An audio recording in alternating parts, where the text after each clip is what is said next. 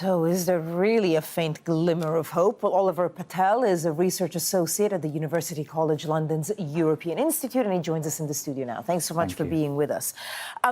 So there seems to be a kind of optimism that a possible deal may be hatched. What do you make of this optimism? Do you think it's real, and what could be behind it? Well, there's certainly some optimism today, but I feel a sense of déjà vu, because we had all of this with Theresa May. She had lots of negotiations with the EU.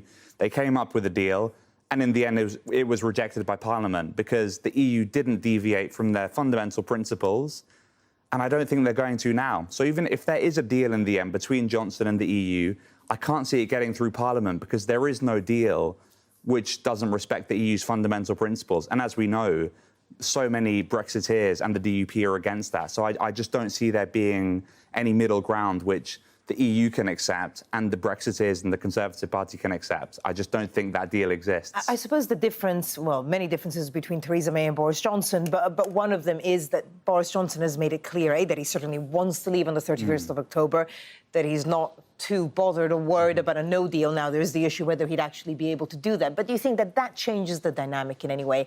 That, yes, the situation politically here is complicated, but the EU know that Boris Johnson means it. He does want to go without a deal. So Boris Johnson's strategy has been to say to the EU, look, we're definitely going to leave on the 31st of October, deal or no deal, to try and incentivise the EU into compromising.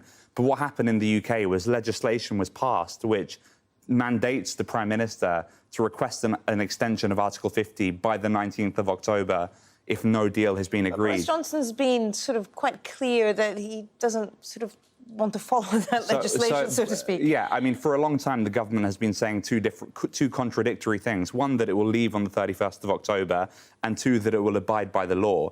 Now, the legal issue here is quite watertight. Johnson will have to request that extension by the 19th if no deal has been agreed. And the government admitted in court just a couple of days ago that they would abide by that law.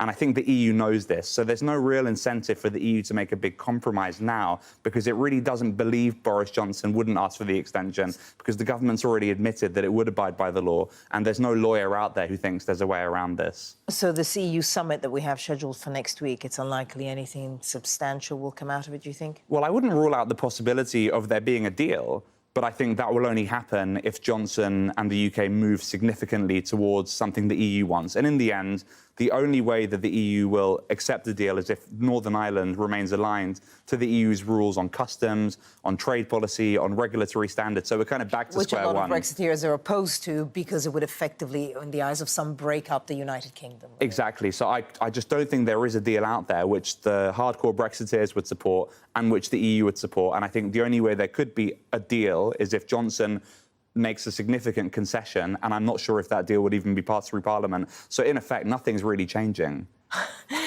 That's OK, a bit depressing, but thank you. Oliver Patel, Research Associate at the UCL European Institute. Thank you. Thank you.